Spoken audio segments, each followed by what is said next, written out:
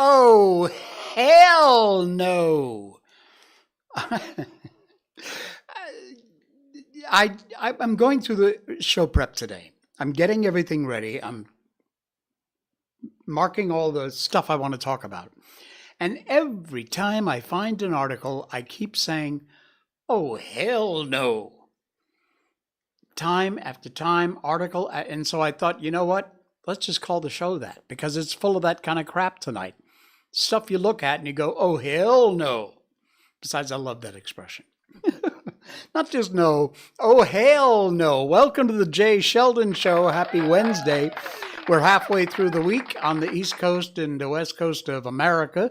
You're just waking up and you just started your halfway through the week. Here in Malaysia, we're done practically. It's 10 o'clock and at night. And yeah, we're on the other side of the planet. But I am American. I'm American at heart. My love and all is still back in what used to be an amazing country. And now they've managed to screw it up a lot. And we're going to talk a little bit about that tonight.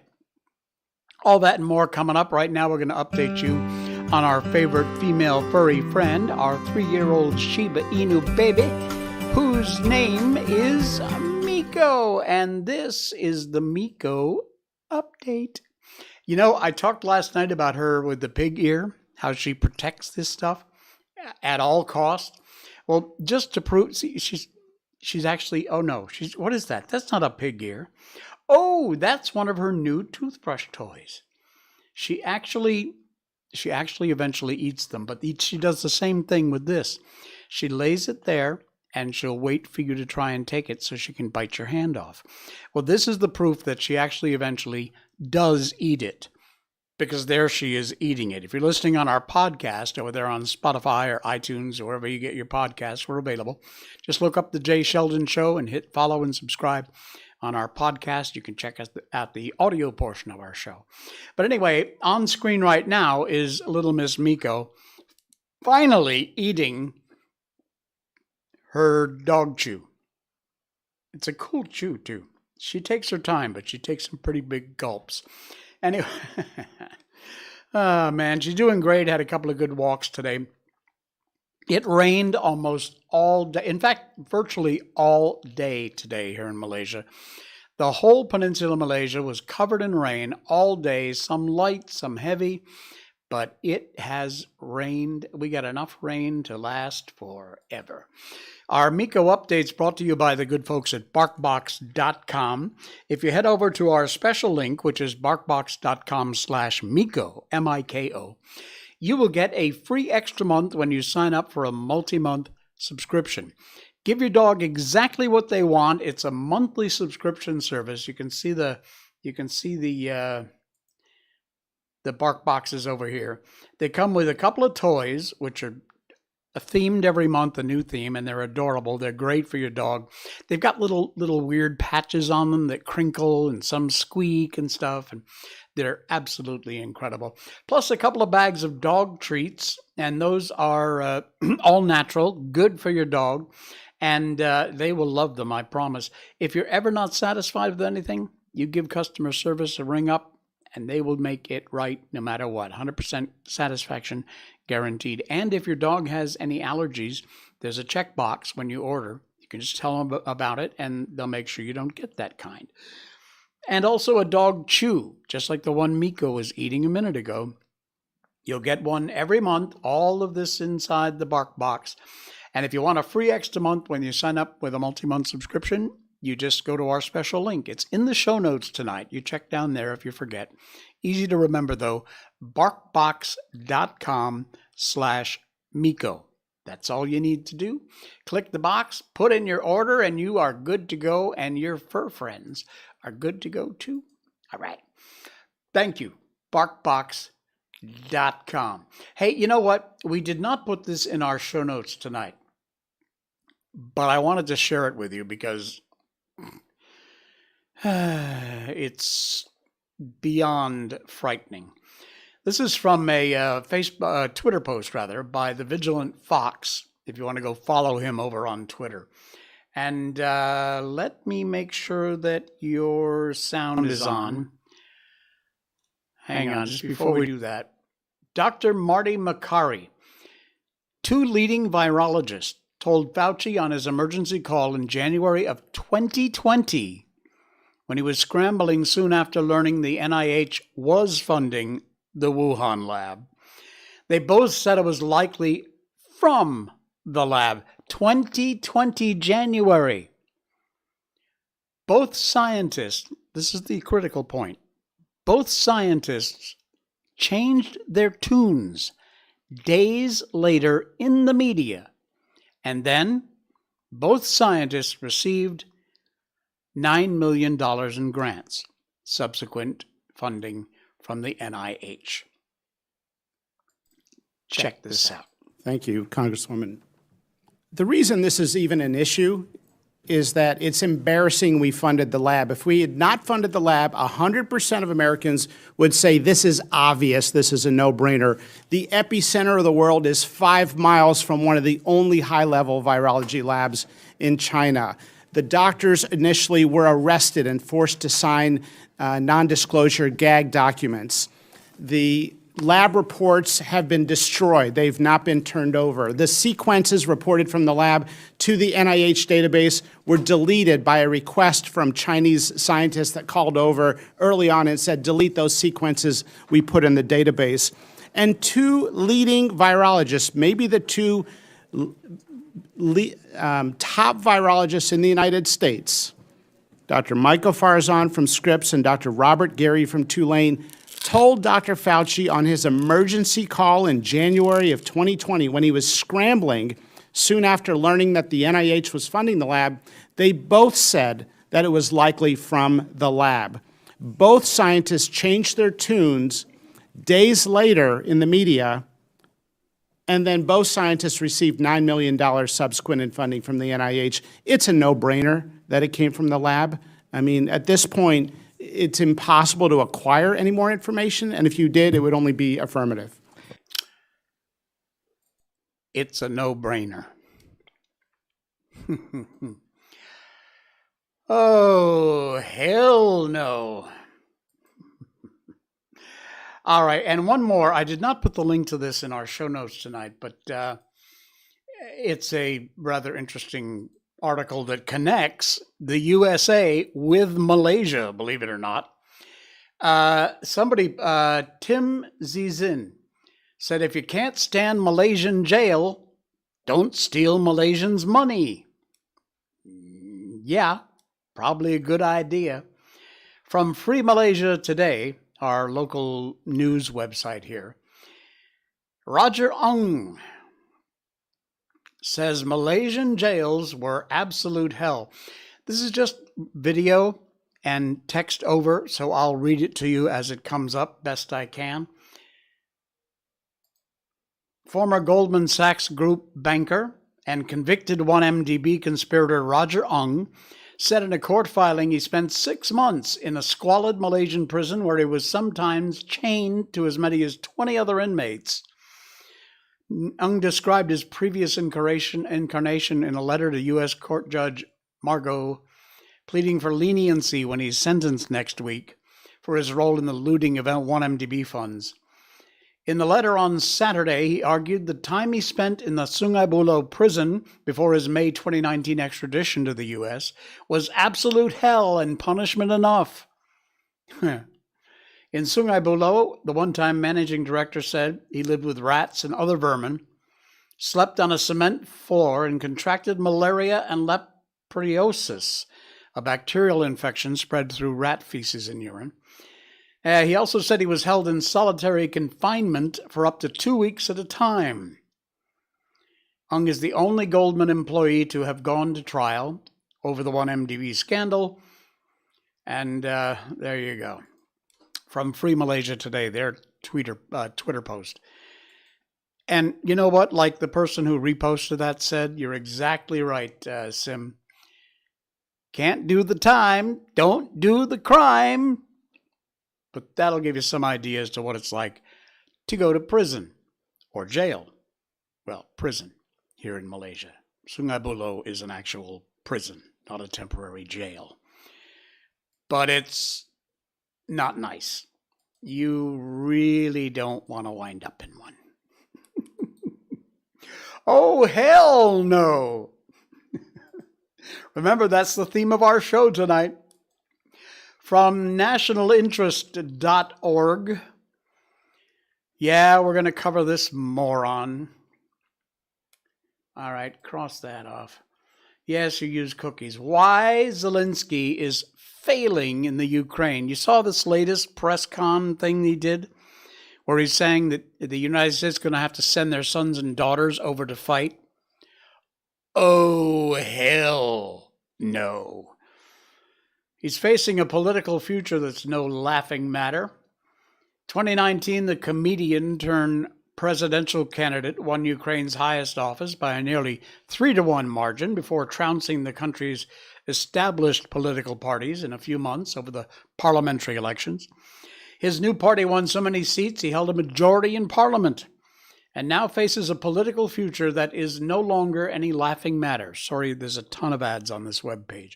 The link to this story is in our show notes. He was elected on 3 promises: to end the war in Ukraine, we all saw how that went, to make the large Eastern European country of 42 million rich. Well, thanks to the U.S., now they are. And to staunch corruption. Yeah, he's faltered on all of those. It's a shift not only in tone, but substance and personnel. He's sacked his former reform-minded prime minister, none of his cabinet, prosecutor general, many other top officials in March and April, which stunned everyone. The timing could not have been worse. The global coronavirus pandemic reached Ukraine a few weeks later and may well devour up to 8.2% of its GDP. He's hired flunkies with little or no experience and even old Yanukovych cronies. At the time, he's supporting politically motivated charges against his former president, prosecutor general, former infrastructure minister, and the heads of the tax and the custom services. The list goes on and on. In July, the head of the National Bank of Ukraine resigned after a one-on-one meeting with Zelensky, citing political pressure. Thomas Fiala, the head of Dragon Capital, top investment firm in the Ukraine, said he would suspend all future investments. This is the last straw. One can only guess what his motives are. It's either complete incompetence or sabotage, motivated by Russia. Oh, look, some knee patches. Anyway, what went wrong? 5 theories to explain the radical and often mercurial shifts of the past year. Zelensky's a puppet of Ihor Kolomoisky. Kolomoisky, who's owned the largest bank in the country, private bank, or Privat bank, has been accused of looting the bank to the tune of $6 billion before losing it in 2016. Now, he's doing everything he can in multiple courts in multiple countries to try and get the bank back, or at least some of the cash. Zelensky and Kolomoisky certainly have a close relationship. Zelensky's TV show, in which he goes from country bumpkin history teacher to president after a viral rant about corruption, was broadcast on Kolomoisky's 1+1 TV station. The oligarch also boosted Zelensky with a positive media coverage way before the presidential election took place. Russian puppet, long held by many members of the Ukrainian diaspora and the nationalist types from the West. Ukraine, this idea rests on animus towards Zelensky. He's not a native Ukrainian speaker. He fails to denounce Russian President Vladimir Putin every chance he gets and shows flexibility on efforts to make peace in eastern Ukraine. He's a victim of his own inexperience. This guy was an actor and a dancer and a performer. In fact, a piano-playing penis performer at one point. Basically, he doesn't know what the hell he's doing. He just managed, or I would guess probably it's just a puppet of the U.S. and they managed to get him elected. And you know how good we people in the U.S. are at putting the ones we want in office, whether you voted for them or not. Right, Fetterman? Right, Biden? Victim of his own naivete. Genuinely meant well, ran for president to fix the country. At least that's what he said he wanted to do. He was rich, famous, and hilarious before he ran. In other words, he didn't really need the job. He says he also ran so his kids could live in a normal country. So he said all the right things. But it doesn't work that way. And possibly he's no match for the system. It is impossible to change Ukraine. Everything is for sale, including parliamentarians. Name your price, you can adopt a baby during COVID-19. Illegally air freight hundreds of dogs from a puppy mill to Canada. Do just about anything else you want if you got the scratch. This bunch was much more affordable than the last one. Until the role of money in Ukraine's politics changes, it doesn't matter who is president. Ukraine's modern history makes it impossible to summarily dismiss this theory. One thing is clear, the show will go on in Ukraine, but whether Zelensky will be the starring act is another matter. Instead, in Kiev, yes, I said Kiev, it is increasingly looking like it's Back to the Future. So there you go.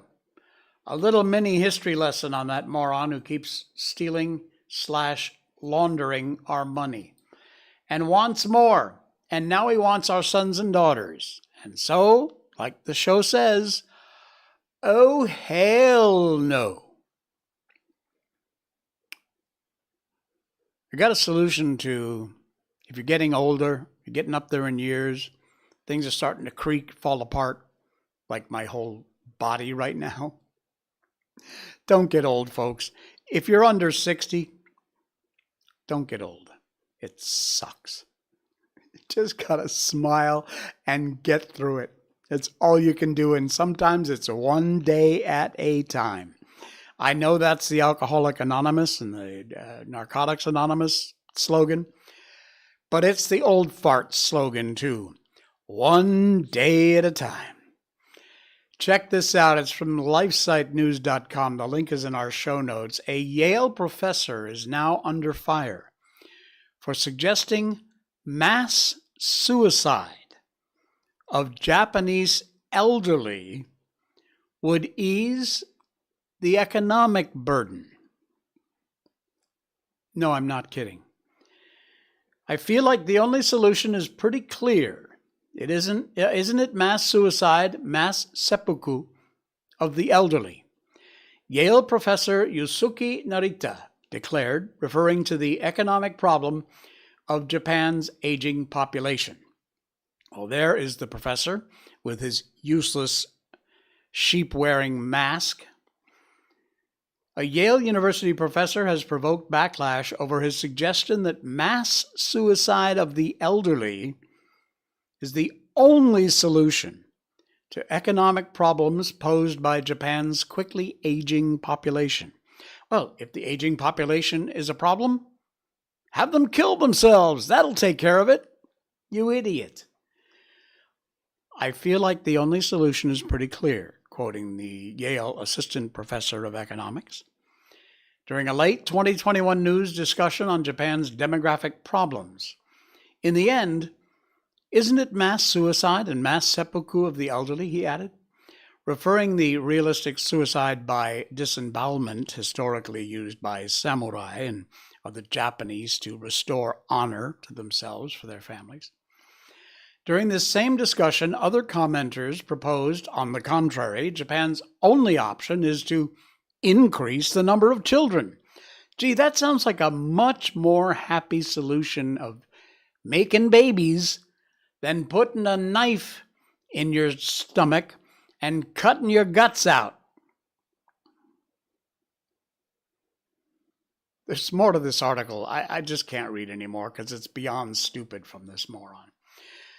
But yeah, read it if you want. It's in our show notes tonight. You can check it out and shake your head and say, oh, hell no. All right, let's get to our sponsor. And our first sponsor tonight is the good folks at Brickhouse Nutrition. Folks, fruits and vegetables are the key to healthy living. But while fruits and vegetables may very well be the anchor of a healthy diet, the problem is they're hard to cook. They're hard to prepare. You got to go shopping, and they're perishable.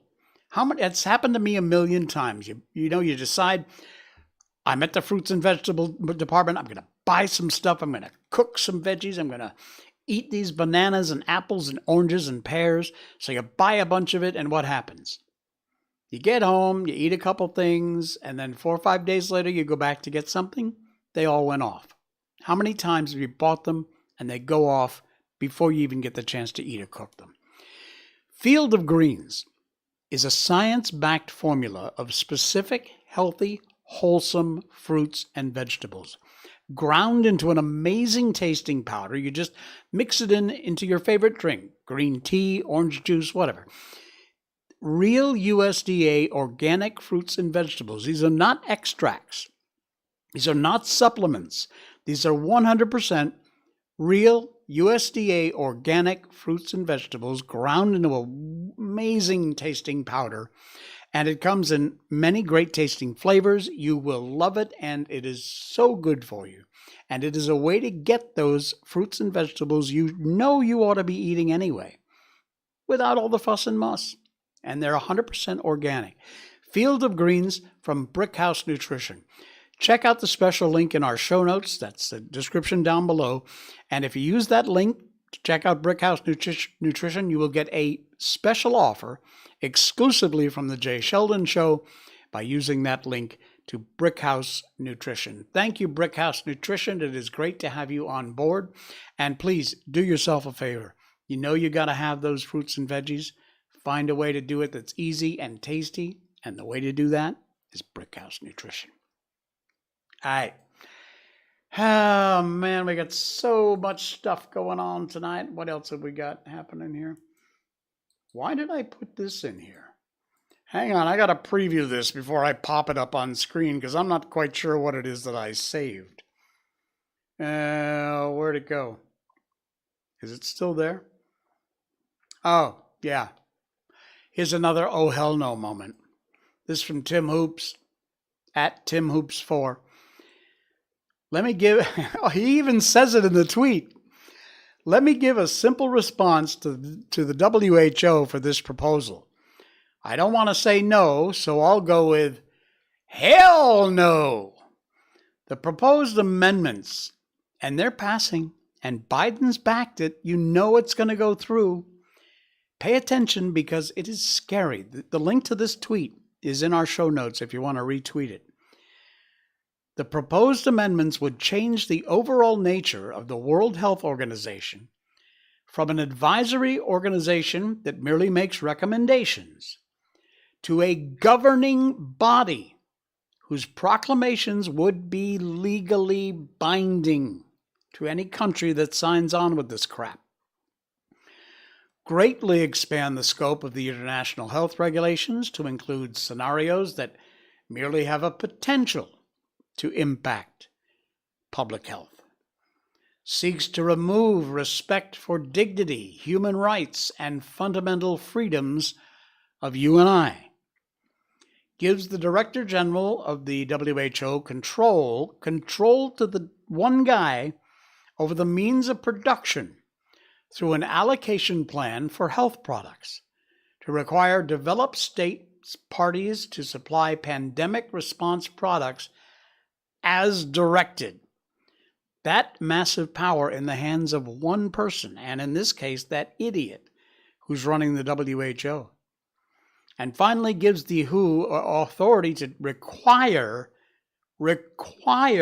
medical examinations, proof of prophylaxis, proof of vaccine, and to implement contact tracing, quarantine, and treatment. Require. And these kind of powers are possibly, likely, going to be given over to the WHO. One more time, say it with me. Oh, hell no. All right, got some AI stuff for you. This is actually kind of funny. Here we go. This is AI pre-creation of Biden calling for a military draft. And it sparked some very strong reactions. Jack Posobiec, who's an incredibly funny guy and posts a lot of serious crap. Human Events Daily host Jack Posobiec has made a terrifyingly precedent and viral video that is a fake AI creation of President Biden calling for a military draft to fight a war on two fronts. One, Russia with Ukraine, and the other, China over Taiwan. The AI deepfake has engineered strong reactions over a possible draft, none of them good, and anger is the prevailing feeling towards such a possibility. The clip shows Biden telling Americans he's using his executive authority to invoke the draft. Well, let me play it for you. Actually, when you look at it, it's not a really well done AI. It's a little cheesy, but you watch, take a listen. The illegal Russian offensive has been swift, callous, and brutal. It's barbaric. Let me be clear. Putin's illegal occupation. Let me be clear. This is fake. Okay, this is fake. Of Kyiv and the impending Chinese blockade of Taiwan has created a two-front national security crisis that requires more troops than the volunteer military can supply. I have received guidance from General Milley, chairman of the Joint Chiefs, that the recommended way forward will be to invoke the Selective Service Act, as is my authority as president. The first to be called in a sequence determined by national lottery will be men and women whose 20th birthday falls during calendar year 2023. Remember, you're not sending your sons and daughters to war. You're sending them to freedom. God bless our troops and God bless Ukraine. God bless. There's Jack. Yeah, like I said, it's a fake. It's not a very well done fake. But to say that it's not possible, that's a little harder one to conjure up. I couldn't tell you it's not possible. In fact, I would think we're bordering on that right now. Wouldn't be surprised.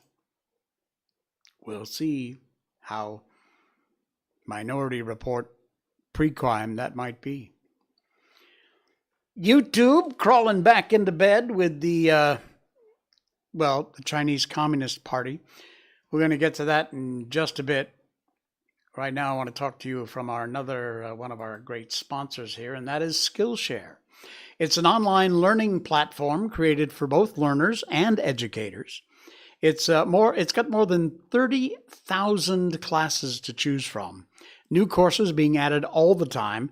Every kind of class you can imagine. They're all ad-free. You don't have to get interrupted in the middle.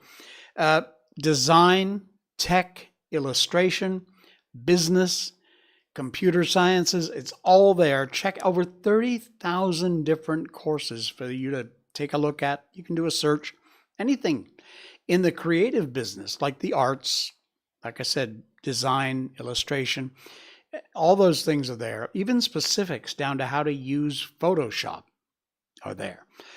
If you're a learner, you can take an online course about a specific school, whatever you can imagine, chances are it's covered.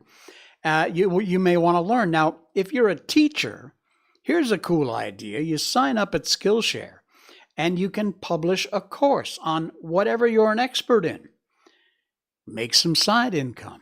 Skillshare offers a wide variety of topics. The most value is in creative topics like design, photography, cinematography, motion graphics also. Anyone can take a class, do a project, and like I said, you could even teach a course. Whether you are an individual or a team, you find out more by going to the link down there in our show notes. It says Skillshare. You go to that special link and you will get an amazing offer when you sign up using our link from the Jay Sheldon Show. Skillshare is an incredible source and an incredible resource for you to put another bunch of knowledge in your pocket and check it out. You'll be amazed at the course. Over 30,000, and they add more every single day. They add more courses.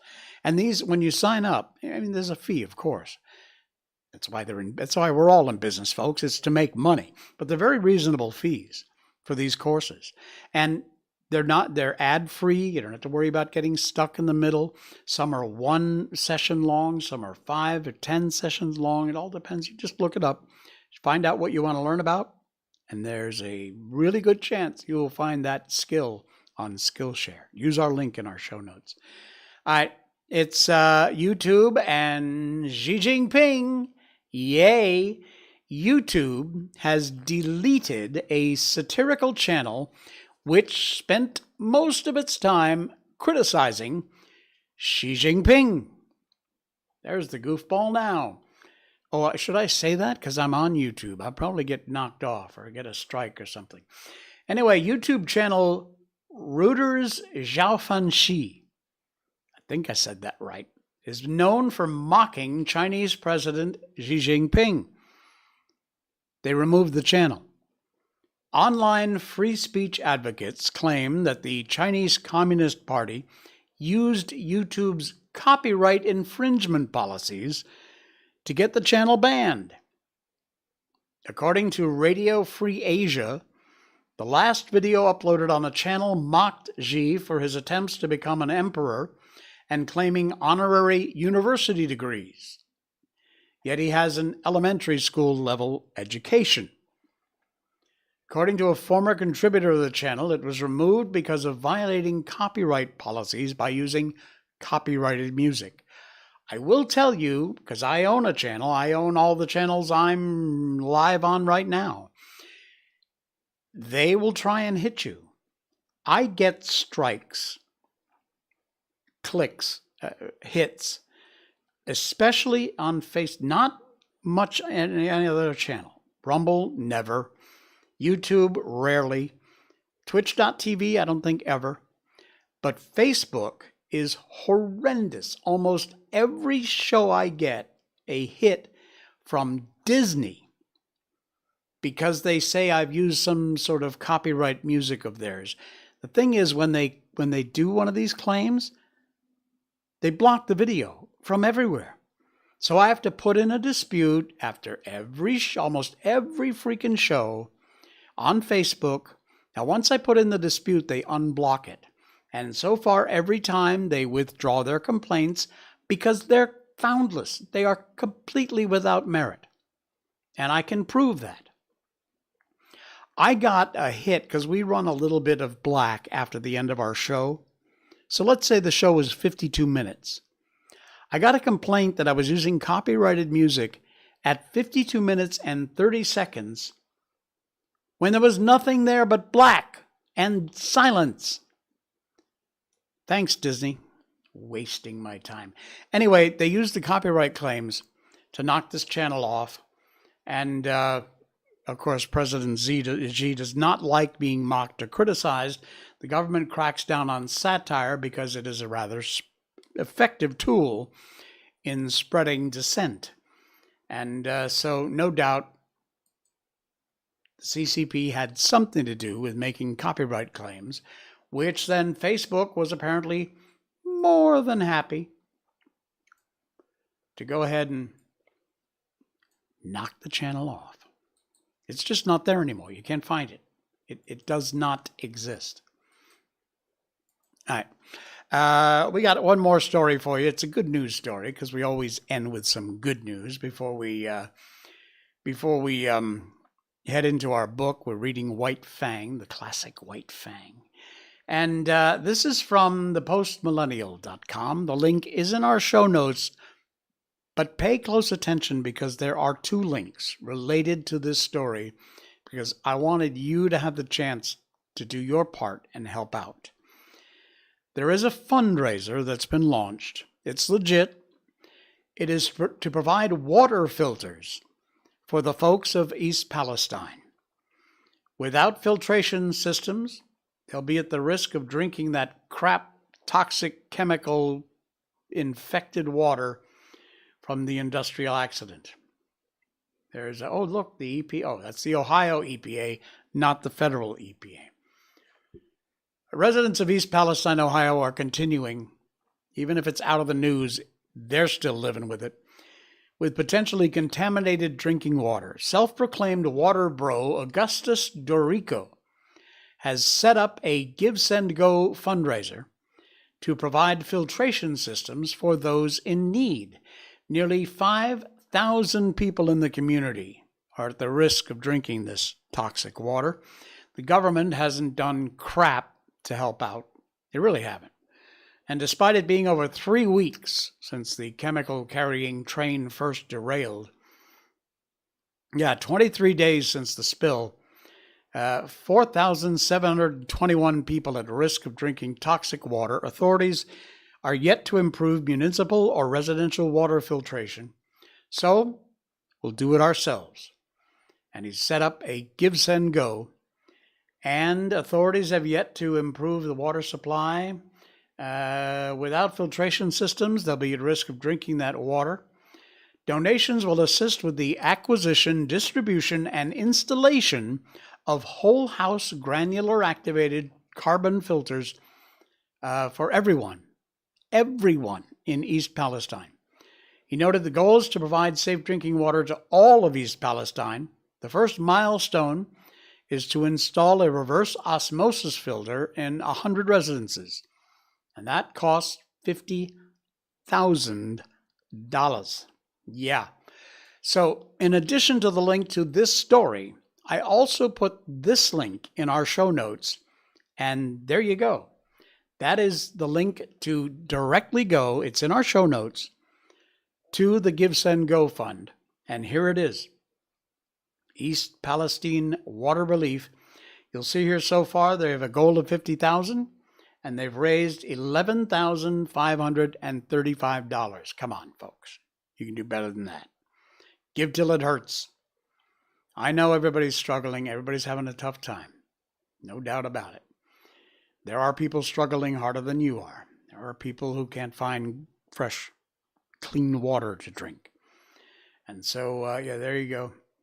They are looking at 50,000 so far after just a few days. They've raised 11.5 thousand. So they're on the way, but they need more help. And the link to the article from there, and also the direct link to the Givesendgo is in our show notes tonight because we wanted you to do what you can to help out the folks of East Palestine. I knew I was going to do that. Really, How many people? I mean, because especially I don't live in the U.S. anymore. So I hear Palestine a lot more than I hear Palestine. And no, I don't live in Palestine. All right. It's time to head on over and check out our book. We read books on this show. Indeed, we do. We've been doing that for a very long time. We read all the classics. We've done The Wizard of Oz, The Little Prince, Peter Pan, you name it. We've done so many great books. We read them all the way, beginning to end, chapter or half a chapter at a time, until we get to the end and we move on. Right now, we've been doing White Fang. We're thinking about doing Treasure Island next, because I've never read it, but I've always wanted to. Most of these books I've never read before, and so I discover them with you as I read them live on the air. And looking forward to it. Should be fun. All right. Let me just check one or two little things here. And then as soon as we're good to go, we are good to go. Let's see. There we go. All right. Cool. White Fang. When we left off, White Fang was becoming quite a monster. Picking on all the other dogs, getting his way, stealing their food. He was a monstrous tyrant. His mastery was rigid as steel. He oppressed the weak with a vengeance. Not for nothing had he been exposed to the pitiless struggles for life in the day of his cubhood, when his mother and he alone and unaided held their own, and survived in the ferocious environment of the wild. And not for nothing had he learned to walk softly when the superior strength went by. He oppressed the weak, but he respected the strong. And in the course of the long journey with Gray Beaver, he walked softly indeed amongst the full-grown dogs, in the camps of the strange man-animals they encountered. The months passed by. Still continued the journey of Gray Beaver. White Fang's strength was developed by the long hours on trail and the steady toil at the sled. And it would have seemed that his mental development was well nigh complete. He'd come to know quite thoroughly the world in which he lived. His outlook was bleak and materialistic. The world as he saw it was a fierce and brutal world, a world without warmth, a world in which caresses and affection and the bright sweetnesses of the spirit did not exist. He had no affection for Gray Beaver. True, he was a god, but a most savage god.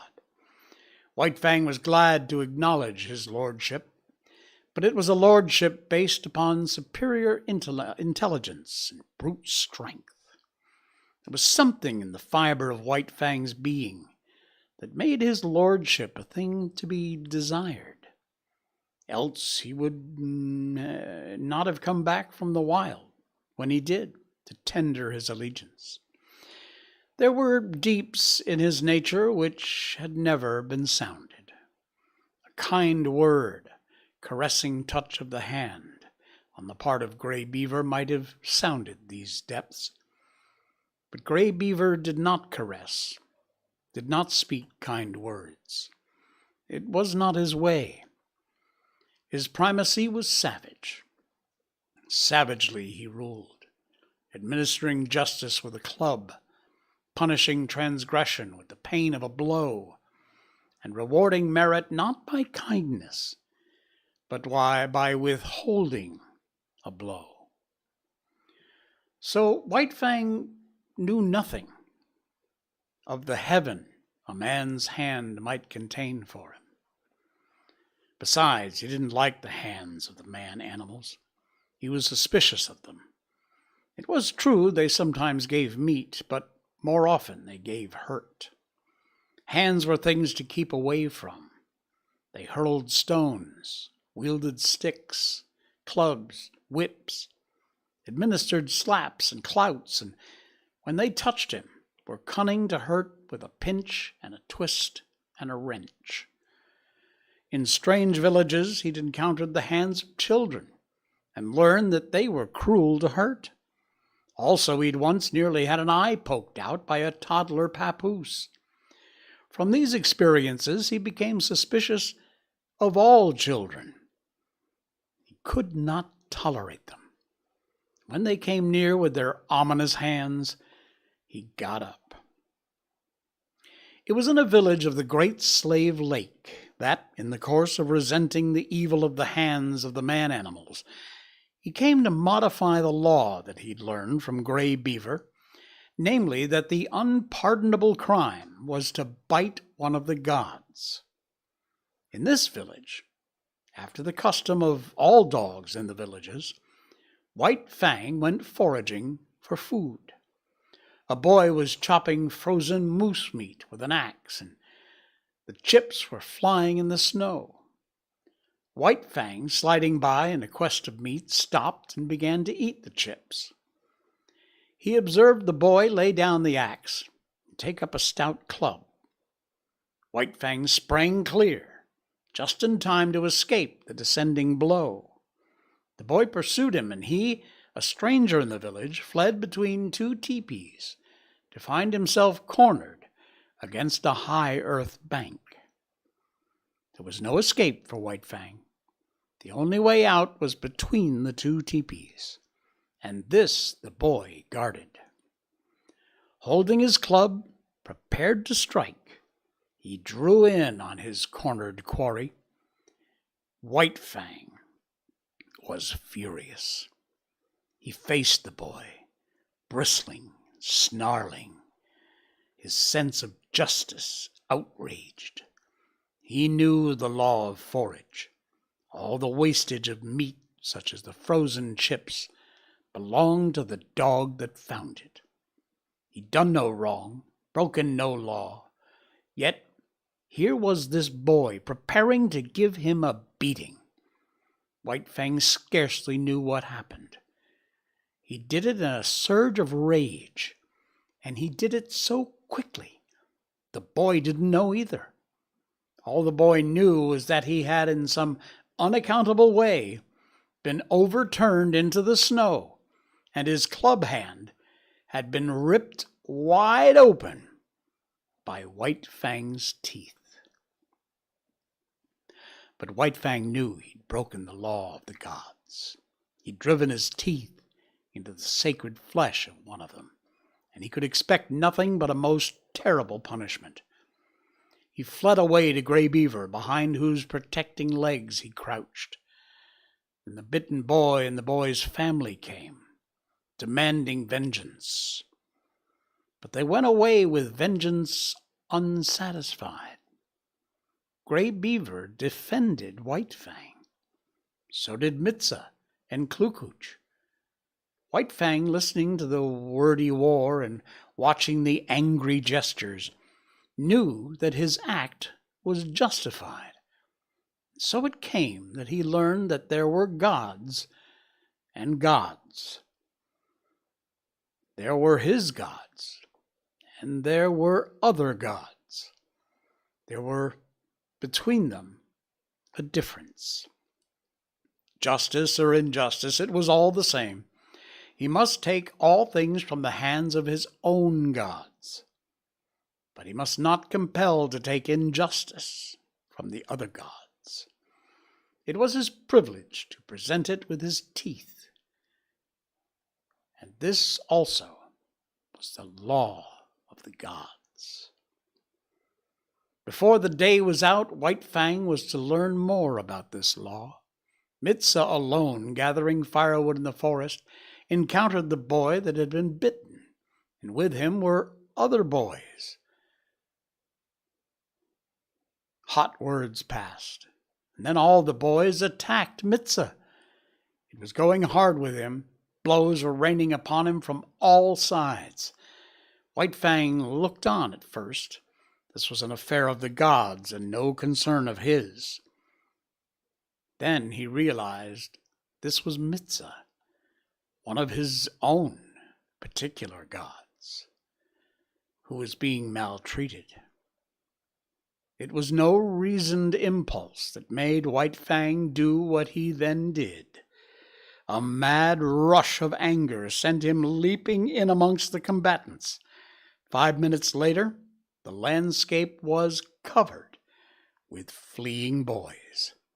Many of them dripped blood upon the snow in token that White Fang's teeth had not been idle. When Mitza told the story in camp, Gray Beaver ordered meat to be given to White Fang. He ordered much meat to be given, and White Fang, gorged and sleepy by the fire, knew that the law had received its verification. Wow. We will continue this chapter coming up in our next stream on Saturday night show, 10 o'clock Malaysian time, wherever it is. Check us out. Gurvash Batra over there on twitch.tv. Hello to you. Nice to have you along for the stream. Thank you. All right, we are going to close things out for tonight, and we will see you again on Saturday night. Please, if I could ask you just one quick favor, go over here and click on that follow button or subscribe. But on rumble.com, it's follow. And we get hundreds of views across the platforms, but very few of you actually take a 1 second. It's free to hit that follow button or subscribe, whatever it might be. YouTube is subscribe, Rumble is follow. I'm doing very good, Gurvash. I hope I'm saying your name right, too. It's good to have you along here. But we're almost done. We're just closing out the show for the night. So be sure and check us out on our next show, which is coming up on Saturday night of this week. We're on Monday, Wednesdays, and Saturdays. We're live, and you can watch the replay of the show on all the channels, Facebook, YouTube, twitch.tv, and most importantly, rumble.com, The Jay Sheldon Show. All right, I will see you again Saturday night. Until then, have a great rest of your week. This is The Jay Sheldon Show. Good night, everybody.